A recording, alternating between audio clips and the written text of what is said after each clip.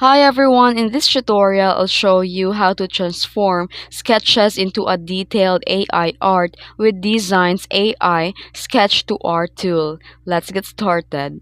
First, head over to Dzine AI and log in to your account, or create one for free if you haven't already.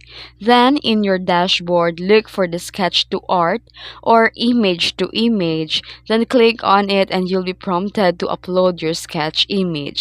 It can be anything, a rough character concept, a logo outline, or even a quick landscape doodle. Then after uploading your sketch, you'll be asked to describe the style or look you want. This is where the fun begins. You can type prompts, any prompts, whatever you like. Then you can be creative as you like.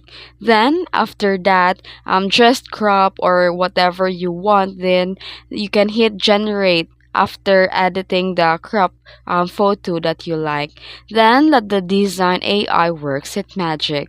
In just a few moments, you'll be able to transform into a detailed professional looking AI artwork. You can view multiple variations, and if you want, you can tweak your prompt to refine the result. And once you're happy with your AI art, download it with a high resolution and ready to post, print, or use in creative projects.